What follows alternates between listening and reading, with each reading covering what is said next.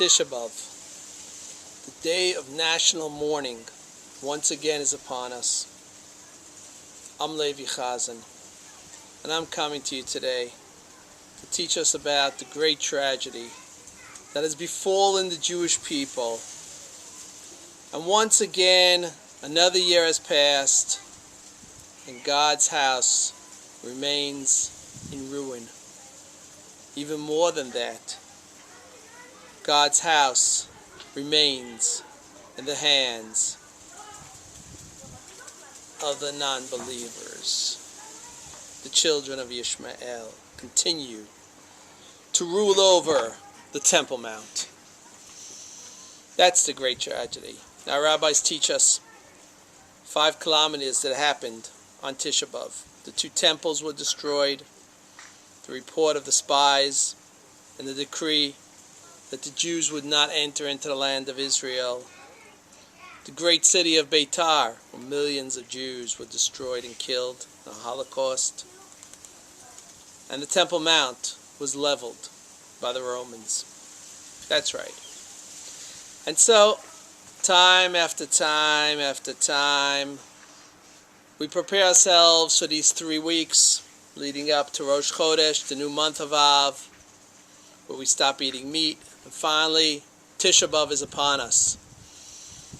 We sit on the floor, we mourn, we cry, we read Kinot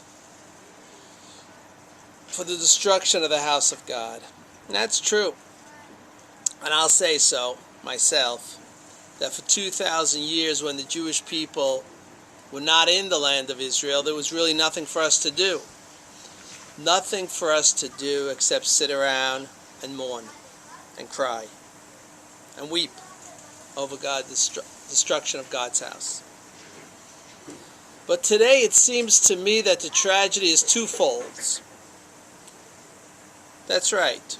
The mourning over the house of God, which is not there.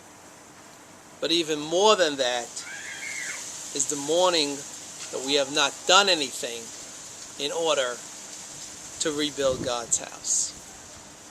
That seems to me to be even a harsher tragedy than the first one. Yeah. Today it is in our hands to rebuild. Today we can bring sacrifices.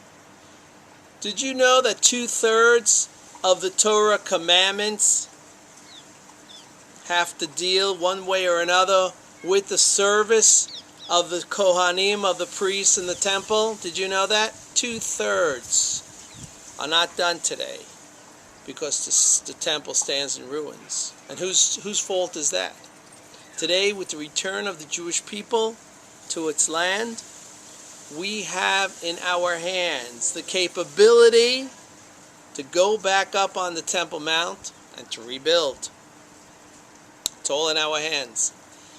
Excuses, everyone's got different things to say. Oh, but the Messiah is not here. Oh, but it's going to come down from heaven. The gates of excuses are always open. There's always something to say. But let me tell you something.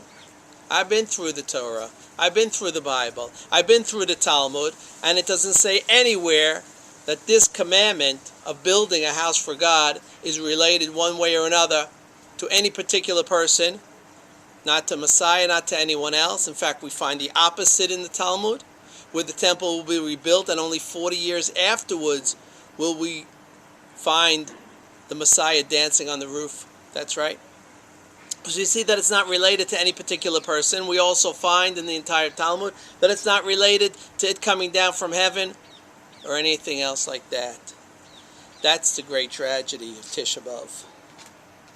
That's the destruction that's been upon us for so long and continues to consume the Jewish people time and time again. The flames. How many of us on Tisha B'av will sit around and mourn when it's really time to get up off the floor, brush the dust off of our hands, get busy, roll up our sleeves? If I had sleeves, I would roll them up. I don't even ready to have sleeves. That's how prepared I am. And to get to work, to bring the shovel, to bring the altar, to get busy. It could be done. It's in our hands to do. And that's the message of Tisha B'av this day and age. That's the greatness. How many people does it really consume? How many people does it really affect that God's house is in ruins? Sure, we're running around trying to get houses. Everyone lives in their secure place. But how many of us feel the pain that God is still living in the exile? Why don't we have a house for Him? And the time has come. The time has come to get up off the floor, to stop the crying, and to get busy. That's what this is all about. See, that's what I'm talking about. And that's my message for Tisha B'av. Enough.